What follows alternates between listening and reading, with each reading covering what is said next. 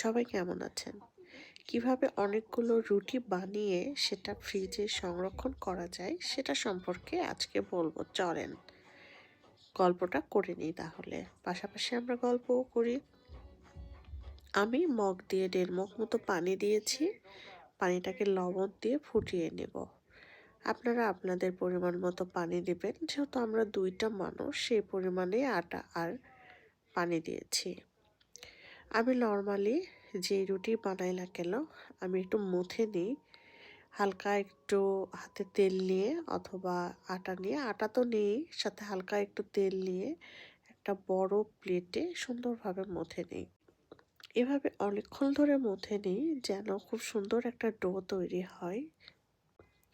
Proper ডোটা তৈরি হলে আমি কেটে নেব আমার পরিমাণ মতো করে। আপনারা পুরোটাও রেখে দিতে পারেন, পরিমাণ মতো করে কেটে কেটে রুটি বেলতে পারেন। আমি একটা করে রুটি বেলবো। এভাবে সবকটা লেচি কেটে নিয়েছিলাম, সেগুলো দিয়ে আমি রুটি বেলে নেব এবং এই রুটিগুলো আমি একটার পর একটা রেখে সবগুলো রুটি বেলা হলে আমি সেঁকতে যাব। আপনারা চাইলে এই অবস্থাতেও সেঁকে নিতে পারেন। আমি যে কয়টা খাবো সেই কয়টা সেঁকে নেব, আর বাকি যেগুলো থাকবে সেগুলো জাস্ট আমি এপিট ওপিট করে রেখে দেব। দেখেন আমার রুটিগুলো কত সুন্দর ফুলকো ফুলকো হচ্ছে। আর আমি এভাবে রুটি সংরক্ষণ করে 10-15 দিন অনায়াসে, এই দেখেন জাস্ট এপার ওপার একটু তাপ লাগলে আমি এটাকে এখন উঠিয়ে নেব। এইভাবে আমি রুটি সংরক্ষণ